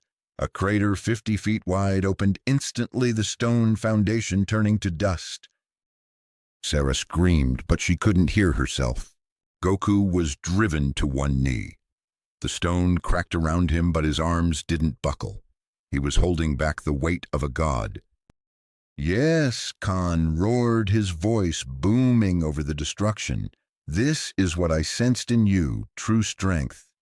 The Emperor pressed down the green energy of his hammer, eating away at Goku's golden aura. "Not that pathetic restraint you showed before," Khan laughed. "This is your nature." Goku gritted his teeth. Veins bulged on his forehead. The weight was immense, not just physical weight, but the psychic weight of 1,000,000 conquered souls pressing down on his mind. "You're strong," Goku grunted, "really strong." He pushed. Slowly. Impossible. The hammer began to rise. "But you're using that strength wrong," Goku shouted. Goku exploded upward. He didn't just lift the hammer. He punched through the guard. His fist connected with Khan's chest plate. The Emperor of Outworld was launched backward, crashing through a stone retaining wall and vanishing into the darkness of the gladiatorial tunnels. The crowd went silent. Thousands of Tarkatans, Shokan, and Outworlders stared in disbelief. No one hit the Emperor. No one. Sarah leaned over the railing, her heart hammering against her ribs. Did he get him? The rubble exploded. Khan burst from the tunnel, but he wasn't running. He was sliding a shadow tackle. He turned into a blur of dark energy phasing through the debris. Goku braced for impact, but Khan wasn't there. He was behind him. A glowing green spear materialized in Khan's hand and slammed into Goku's back. Goku cried out, stumbling forward. The magic seared his skin, bypassing his physical durability. Before he could recover, Khan was there, grabbing Goku by the face with a hand large enough to crush a skull. "There is no wrong way to use strength," Khan bellowed. He slammed Goku into the ground, then dragged him through the sand, grinding his face into the bedrock. The strong rule, the weak serve. The universe acknowledges this truth. Khan threw Goku into the air. He spun his hammer, catching Goku on the ribs with a swing that sounded like a car crash. Goku flew. He smashed into the arena wall 30 feet below where Sarah stood. The impact shook the stone beneath her feet. She saw the spiderweb cracks spread instantly across the masonry. Goku fell to the sand. He lay there for a second, unmoving. "Get up!" Sarah whispered, gripping the railing until her fingernails broke. "Please get up." Khan stalked across the arena. He was huge, inevitable. He spun his hammer, the green light casting long, monstrous shadows. "Disappointing," Khan rumbled. "I offered you a warrior's death in glorious combat. Now you will simply die defending the unworthy." Goku's hand twitched. He pushed himself up. He was bleeding. A trickle of red ran from his lip. His GI was torn, revealing bruised skin, but he wasn't grimacing. He was smiling. It was a small, pained smile, but it was there. "You really believe that, don't you?" Goku asked, wiping his mouth. "That strength is just about who can hit harder." "It is the only truth," Khan stated. "Then why are you so desperate to prove it?" Goku asked. He stood up fully, cracking his neck. "If you were really secure in your strength, you wouldn't need armies. You wouldn't need invasions. You wouldn't need to execute prisoners to make a point." Goku crouched. The golden aura, which had flickered out, roared back to life, but it changed. Sparks of blue lightning began to arc around him. The air pressure dropped even further. Rocks began to float off the ground, suspended in the anti-gravity of his rising power. "You'd just be strong," Goku said. He screamed.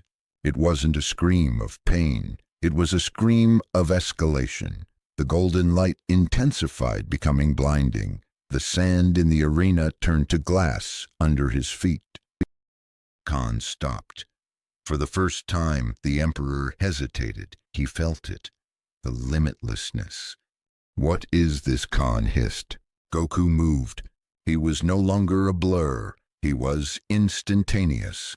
He appeared in front of Khan. A punch to the gut doubled the Emperor over. A kick to the chin launched him vertical. Goku flew up, meeting him in the air, and hammered him back down with a double-axe handle strike. Khan hit the ground, bouncing. He roared in fury, summoning a storm of green spears, hundreds of them. They flew at Goku like a swarm of hornets. Goku didn't dodge. He swatted them. His hands moved at speeds Sarah couldn't track, deflecting the magic projectiles as if they were slow-pitch softballs. He landed. Khan charged, swinging the hammer with apocalyptic force. Goku caught the hammerhead with one hand. The ground shattered, but Goku stood firm. He looked the Emperor in the eye. "Ah," Goku chanted. He pulled his free hand back. Blue light began to gather in his palm. It was the color of a summer sky, bright and pure. "Me?" Khan's eyes widened. He recognized the buildup. He tried to pull the hammer free, but Goku's grip was absolute. "Ha!" Khan let go of the hammer. He summoned every ounce of soul magic he possessed. A green sphere of destruction formed in his hands. "Me?" Khan screamed, thrusting the green energy forward. "Ah!" Goku thrust his palm forward. A beam of blue energy, massive and roaring like a jet engine, erupted from his hand. It met Khan's green magic. There was a microsecond of struggle, a clash of wills, and then the blue light simply erased the green. The beam consumed the Emperor. It drove him backward. It plowed him through the arena floor. It pushed him through the far wall, through the stone supports of the stadium, and slammed him into the base of his own viewing box. The explosion was deafening. A mushroom cloud of dust and debris rose into the crimson sky. Sarah shielded her face, coughing in the dust. The entire arena was silent. The chanting had stopped. The booing had stopped. Even the wind seemed afraid to move. Slowly, the dust cleared. At the far end of the arena, amidst a pile of rubble that used to be the royal box, a figure stirred. Shao Kahn rose. He was a wreck. His armor was shattered. His cape was gone. His helmet, the dragon skull that had terrified realms for millennia, was cracked open, revealing the scarred skull-like face beneath. He stumbled. The Emperor of Outworld, the Conqueror of Worlds, stumbled. Goku walked toward him. The golden aura faded. His hair returned to black. He walked calmly, his boots crunching on the glass sand. He stopped 10 feet from the Emperor. Khan was breathing heavily, green blood leaking from his armor. He looked at Goku with a mixture of hatred and shock. He had been beaten, truly beaten. A whisper started in the stands. "Finish him." It grew. It wasn't a chant of bloodlust this time. It was a chant of ritual. This was the way of Outworld. The weak died. The strong killed. It was the law. "Finish him! Finish him!" Sarah felt her own heart racing. Do it, a dark part of her mind whispered. Do it and end the war. Do it for Miller, for Rodriguez, for Earth. Goku stood over Khan. He raised his hand. The crowd roared, expecting the fatality, expecting the head to roll. No, Goku said. The roar died instantly. Khan looked up, blinking blood out of his eyes. "What? I'm not going to kill you," Goku said. His voice was conversational, as if they hadn't just destroyed half the city. "What madness is this?" Khan rasped. "You have won. Claim your praise, my soul, my realm. It is yours by right of combat." "Because killing you doesn't solve anything," Goku said. He looked around at the silent crowd. Another tyrant rises, another invasion comes. The cycle continues. Goku extended his hand. Not a fist, an open hand, offering help.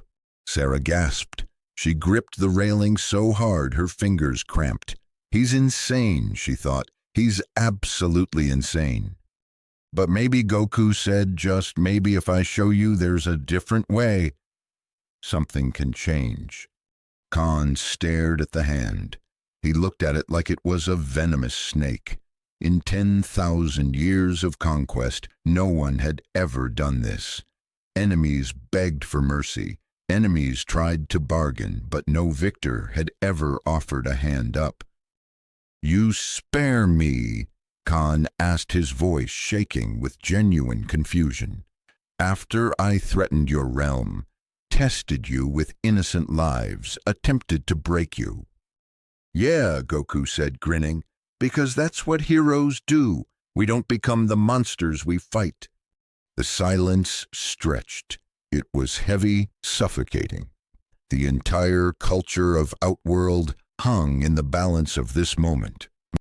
Khan looked at the hand. He looked at Goku's face. He saw no deception, no trickery. Just a simple, idiotic, powerful belief. Slowly, painfully, Shao Kahn reached up. His massive clawed hand grasped Goku's. Goku pulled. With a grunt of effort, he hauled the 7-foot Emperor back to his feet. Khan stood there, swaying slightly. He looked at his hand, then at Goku. Then he threw his head back and laughed. It wasn't the mocking laugh from before. It was rough, confused, but strangely genuine. It sounded like rocks tumbling down a cliff. "You magnificent fool," Khan said, shaking his head. "You defeat me in my own arena, before my warriors. And you offer, what friendship?" "A chance to be different," Goku corrected. "Look at your realm, Khan. Yes, it's strong. Yes, you've conquered everyone. But is anyone here actually happy? Or are they just too scared to admit they're miserable?" The question was treason. In any other circumstance, the speaker would be flayed alive.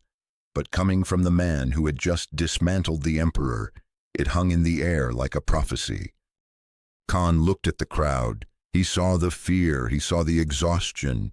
For the first time, he didn't just see assets. He saw people. "You speak of a universe I have never known," Khan admitted quietly. "One where the strong protect the weak rather than rule them." "It exists," Goku assured him, patting the Emperor on the shattered shoulder plate, and it's stronger because of it. Sarah Vance slumped against the parapet wall. The adrenaline was draining out of her, leaving her shaking. He hadn't killed him. He had won the war, saved her life, and beaten the bad guy. And he hadn't killed him. She looked at her own hands. They were stained with gunpowder and dirt. She had spent the last 3 days thinking the only way to survive was to be harder, crueler, deadlier. And then this guy in an orange G drops out of the sky and proves her wrong. He really is just... Sarah whispered, a tear cutting a track through the grime on her cheek. He's just good. Below in the arena, Shao Kahn looked at Goku. The green fire in his eyes had dimmed to a simmer. The invasion is suspended, Kahn announced. His voice carried to the highest seats.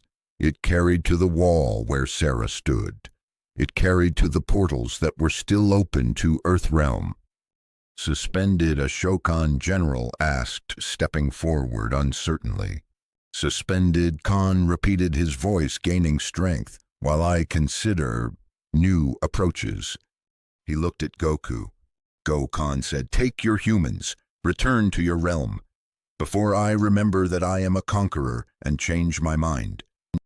Goku bowed, a clumsy martial arts bow. Thanks, Kahn, Goku said. When you're ready for a rematch, a friendly one, you know where to find me. Goku floated up. He flew toward the wall where Sarah and the soldiers waited. He landed softly on the stone, his armor clanking. You okay? He asked Sarah. Sarah looked at him. She looked at the monster he had just befriended. She looked at the crowd that was slowly waking up from a trance. I think Sarah said, her voice steadying, I think we need to go home. Goku nodded. He placed a hand on her shoulder. Hold on tight, he said. Next stop, Earth. The portal back to Earthrealm opened 3 hours after the duel in the arena. At the Wushu Academy, the sun was setting, casting long, bloody shadows across the stone courtyard. The defenders were still there. They hadn't moved. They were weaponless, exhausted, and waiting for the end. The 3-day deadline had been a lie. They expected the final wave to hit at any second. Raiden stood at the center of the mandala, his eyes glowing with a dim, flickering light. He was tapped out. The constant maintenance of the defensive wards had drained him to near mortal levels. Something is coming, the Thunder God whispered. The ozone smell around him sharpened. A dimensional breach, massive. Here we go. Jax muttered, his servos whining as he raised his fists. Round 2. Sonya Blade racked the slide of her last pistol. Hold the line, she ordered, though her voice lacked its usual steel. If they come through, we make them pay for every inch. The air in the courtyard tore open. It wasn't the chaotic purple swirl of a forced breach. It was stable, controlled. A perfect circle of energy that hummed with a low, resonant frequency. Through the aperture, they saw the red sky of Outworld. They saw the silhouettes of an army 1,000 strong, lined up in formation. Fire on my mark, Sonya screamed. Wait! The shout didn't come from Raiden. It came from the portal. A figure stepped through, not a monster, not a conqueror. Goku. He looked like he'd been dragged through a blender. His armor, the Outworld gear Khan had forced on him, was shattered, hanging off his frame in jagged scraps. His orange pants were torn. He was covered in green dust and dried blood. But he was walking upright. And he wasn't alone. Sarah Vance stumbled through behind him, supporting a limping sergeant. The young private followed, looking around with eyes that were wide and wet. Sonya lowered her weapon, blinking. Vance. Sarah let the sergeant slide gently to the flagstones. She looked up at her commander. She tried to salute, but her arm wouldn't cooperate. She just nodded, tears cutting tracks through the grime on her face. "We're home," Ma'am Sarah choked out. "He brought us home." Goku stepped aside, looking back at the portal. He wasn't running from it. He was waiting for something. "The invasion is suspended." The voice boomed from the other side of the dimensional rift. It was deep, gravelly, and carried the weight of absolute authority. Shao Kahn stepped into view, but he didn't cross the threshold. He stood on the Outworld side, his skull helmet broken, revealing the scarred humanoid face beneath. He held his warhammer loosely at his side.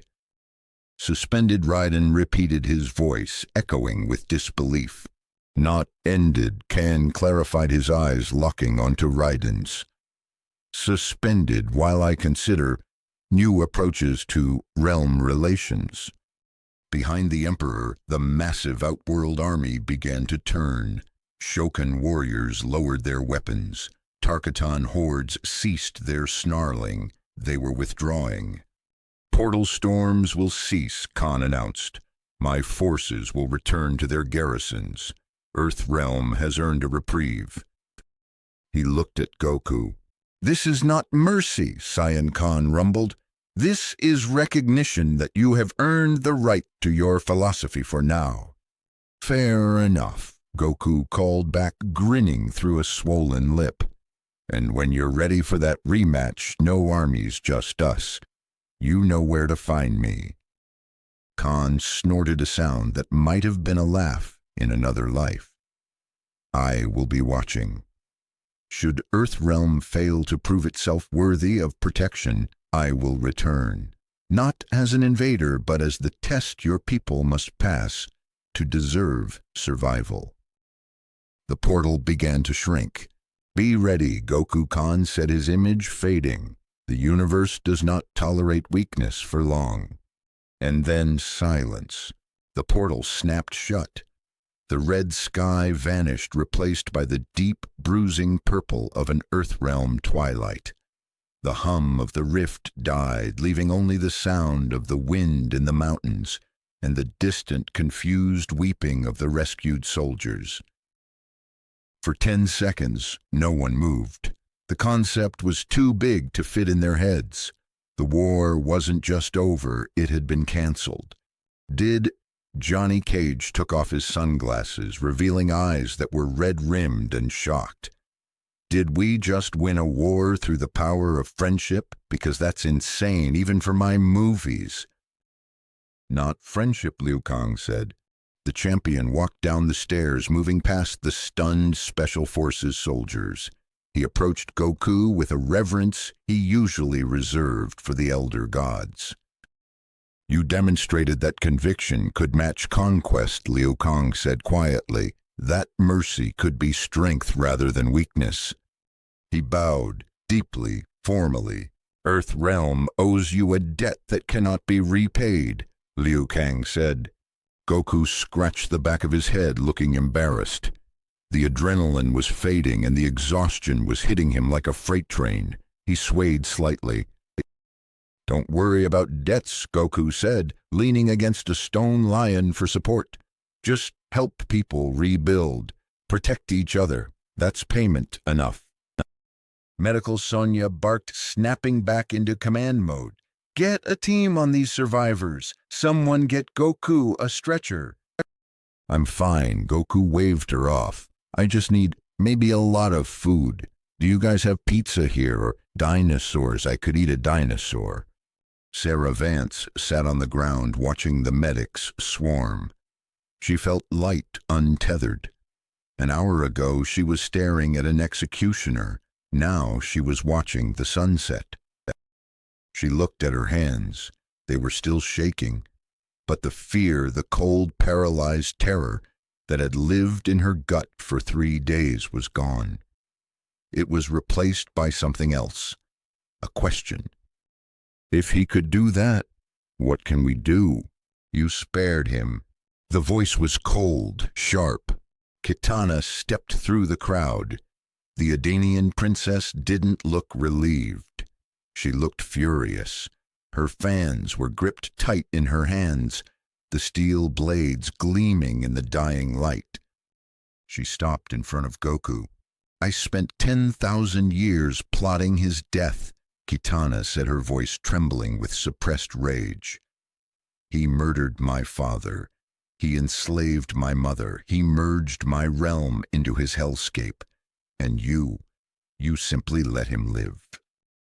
The celebration died. The defenders watched. This was the cost. This was the bill coming due. Goku looked at her. He didn't offer platitudes. He didn't smile. "Would killing him have brought back your father?" Goku asked gently. No, Kitana admitted, tears welling in her ancient eyes. "But it would have been justice." Maybe Goku said, or maybe it would have just continued the cycle. Someone else becomes emperor, maybe a general who's even worse, maybe you trying to keep the empire together. He stepped closer to her. "I've seen it happen," Goku said. "I've seen victims become tyrants because they thought revenge was the same thing as peace. I didn't spare him for him, Kitana. I spared him for everyone else. Breaking cycles requires someone being brave enough to try something different." Kitana stared at him. She wanted to scream. She wanted to strike him.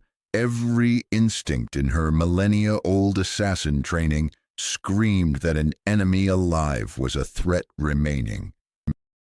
But she looked at the portal site. She looked at the soldiers crying with relief, not bleeding out in the mud. She looked at the sky, which was no longer tearing apart. Slowly, painfully, she snapped her fans shut. "You take a great risk, Saiyan," she whispered. "If he returns, his blood will be on your hands." "I know," Goku said solemnly, "and if he comes back, I'll be there to stop him again." "You speak wisdom," a rasping voice joined them. Scorpion materialized from the shadows, the specter of vengeance, the man who had literally gone to hell and back for revenge, looked at Goku with empty white eyes. "I learned too late that vengeance, while satisfying, does not heal wounds," Scorpion said. Smoke curled from his mask. "I killed the man who murdered my family, and yet my family is still dead, and I am still a demon." Scorpion placed a hand on his chest. "Perhaps your mercy will teach what my vengeance taught me," the ninja said. "That true strength lies in choosing restraint when destruction would be easier." Goku nodded to the specter. "It's never too late to start over, you know, even for demons." As night fell, the academy transformed. The tactical maps were turned off. The red emergency lights were replaced by lanterns. It wasn't a victory party, there was too much loss for that, but it was a gathering of survival. Sarah Vance found herself sitting on the edge of the courtyard wall, legs dangling over the cliffside. The air was cool. Goku was sitting a few yards away, surrounded by monks who were feeding him bowl after bowl of rice. He was eating with a voracity that defied biology, laughing with Johnny Cage about hair gel or something equally ridiculous. Sarah watched him. She thought about the moment in the arena, the order to kill, the greater good. "He flipped the board," she whispered to herself. "He did." She jumped. Raiden was standing beside her. She hadn't heard him approach. The Thunder God looked less exhausted now, though the weight of his immortality still hung heavy on his shoulders. "I'm sorry, Lord Raiden." Sarah scrambled to stand. "Sit," Corporal Raiden said gently. He looked at Goku. "He is a singular entity. The Elder Gods are perplexed." "Perplexed?" Sarah asked. "He violated numerous cosmic laws." Raiden listed a hint of amusement in his tone. "He broke arena traditions. He defeated an emperor in his own capital. And he compounded it all by showing mercy where law demanded execution. They have no precedent for him." "Are they going to punish him?" Sarah asked, worried. No, Raiden shook his head. One cannot punish a hurricane for blowing. He saved Earthrealm through means they never anticipated. Personal conviction. That makes him either the greatest hero in the multiverse or the most dangerous variable in realm politics. Raiden looked at Sarah. And you, Sarah Vance, you stood with him. You saw the choice. I wanted him to kill them, Sarah admitted, her voice trembling. In the arena, when Shang Tsung told him to kill us, part of me wanted him to just do whatever it took to win, to kill the bad guys, even if it meant sacrificing yourself. Raiden finished. That is the soldier's logic. It is noble in its own way. But he didn't, Sarah said. He saved us. He saved Khan. He saved everyone. He reminded us, Raiden said, his eyes glowing softly, that we fight to protect life, not just to destroy enemies. It is a lesson even gods forget. Below them in the courtyard, the atmosphere shifted. The wind picked up. The lantern light flickered. A new portal began to open near the main gate. This one felt different.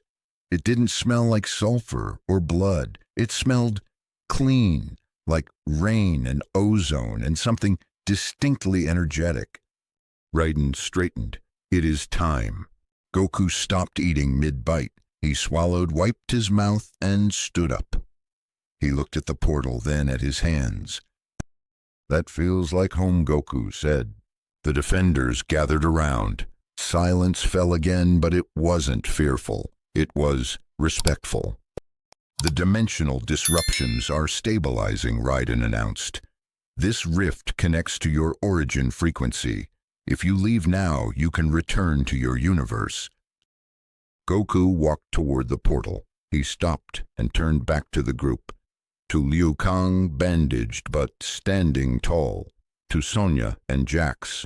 To Katana and Scorpion. To Sarah. Will you be okay? Goku asked.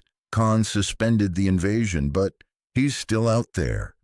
We survived before you arrived, Liu Kang said firmly. We will continue surviving after you leave. You have given us something precious, Goku. Proof that the impossible can be changed. Besides, Sonya added, crossing her arms, we've got your infiltration plan documented now. If any other dimensional tyrants show up, we'll just send Johnny to annoy them into submission. Hey, Johnny protested. I charm them. It's different. Goku laughed. Good luck with that. He stepped closer to the portal. The light played across his face, a face that had seen the end of worlds, and smiled back. One more thing, Goku said, his expression turning serious. Shang Tsung. He's still out there. He wanted my soul pretty bad. We know, Katana said, her voice ice cold. He will find other targets, but we will be ready. Good. Goku nodded. If you ever need help, if Outworld invades again, I don't know if I can get back here, but I'll try. He looked at Sarah Vance. He walked over to her. You fought good, he said. Sarah felt tears prick her eyes again. I didn't do anything. I just got captured. You didn't give up, Goku said, and you didn't beg. That's strength. He turned back to the portal. Take care of each other, he shouted. With a final wave, Goku stepped into the light. The energy swallowed him. The brilliance flared, blinding them for a moment, and then, snap. The portal vanished. The courtyard was empty. The orange-clad warrior was gone. Sarah Vance stood there staring at the empty space. She felt a hand on her shoulder. It was Sonya. Come on, Corporal, Sonya said softly. Let's go get you cleaned up. The war's over. For now, Sarah whispered. Yeah, Sonya agreed, looking at the stars appearing in the twilight sky. For now. Sarah turned to follow her commander. She limped her knee, throbbing her body, screaming for rest, but her head was high. She had seen a god of thunder. She had seen an emperor of death, and she had seen a man who refused to be either. protect her, she whispered the word to herself, testing the weight of it. It felt heavy, but for the first time in a long time it felt like a weight she could carry. Goku emerged from the portal into a sky that was painfully, wonderfully blue. The gravity dropped instantly. The air tasted sweet, no sulfur, no copper, just cut grass and ozone. He stumbled slightly, his boots sinking into soft turf instead of blood-soaked sand. He was back. Goku? The voice was high, sharp, and carried a threat level that rivaled an elder god. Bulma Briefs was marching across the Capsule Corp lawn, holding a tray of lemonade that rattled with every angry step. "Where have you been?" she demanded, stopping inches from his chest. "Vegeta has been waiting in the gravity chamber for an hour. You missed lunch." Goku blinked his eyes, adjusting to the peace. He looked at his torn clothes. He looked at the bruises on his arms that were already fading. He grinned, scratching the back of his head. "Sorry, Bulma," he laughed. "Got pulled into another dimension. Had to stop an invasion, fought an emperor, made some new friends. You know, the usual." Bulma stared at him. She looked at the strange alien dust on his boots. She sighed, the anger deflating. "The usual," she muttered, shaking her head. "One of these days your usual is going to stop surprising me. Go get changed. You smell like a barbecue at a demon's house." In the ruins of Los Angeles, the sun was rising over a city that should have been dead. Corporal Sarah Vance walked down Wilshire Boulevard. It was quiet. The portals were gone. The screaming had stopped. Instead of the roar of battle, the air was filled with the sounds of the aftermath. The beep of heavy machinery clearing rubble, the shout of rescue workers, the distant wail of a siren. She stopped at the crater where she had first met him. The asphalt was still cracked in a spiderweb pattern where he had caught the sword. "Corporal," a private approached her holding a scanner. "We picked up a heat signature in the subway station. One of the stragglers. A Tarkatan. Wounded." Sarah stiffened.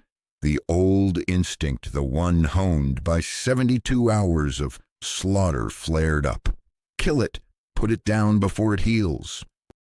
She checked her sidearm. Full magazine. "I'll handle it," she said. She descended into the dark. The station smelled of damp concrete and fear. She found the creature huddled behind a ticket kiosk. It was young for a monster. Its blade arms chipped, its eyes wide and terrified. It hissed at her, backing into the corner. Sarah raised her weapon. The sights lined up with the creature's forehead. It was an easy shot. It was the smart shot. It was the greater good. She thought of the arena. She thought of the golden light. She thought of the hand extended to an emperor. "We don't become the monsters we fight." Sarah lowered the gun. "Go," she said, pointing toward the tunnels that led deep underground away from the city. "Get out of here." The Tarkatan blinked, confused. It chirped something, a question maybe, and then scrambled into the darkness, vanishing. Sarah holstered her weapon. She walked back up to the street, into the sunlight. She took a deep breath. The air still smelled like smoke, but underneath that, it smelled like survival. Across the dimensional divide, Shao Kahn sat on his throne. It had been rebuilt. The skulls were fused back together. The banners were rehung, but the Emperor shifted his weight. The seat felt hard, unforgiving. He looked at his warhammer resting against the armrest. It was chipped, a permanent reminder of the Saiyan strike. My Lord Shang Tsung stepped out of the shadows, his voice cautious. "The legions await your command. Shall we target a weaker realm, Sado, perhaps, or Chaos Realm?" Khan didn't answer immediately. He looked out over his kingdom.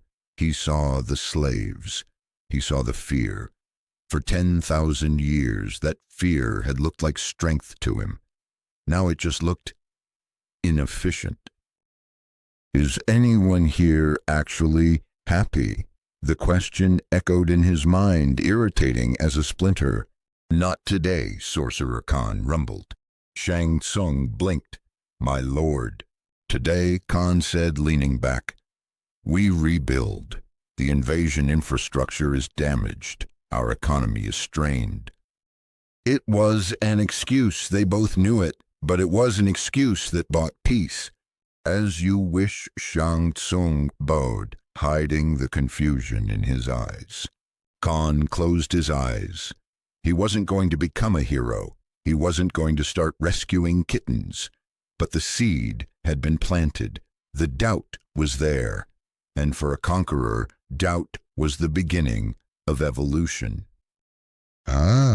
The ground shook. A shockwave tore through the trees on the Capsule Corp island. Goku and Vegeta broke apart, floating 50 feet in the air. Both were panting, sweat dripping from their faces.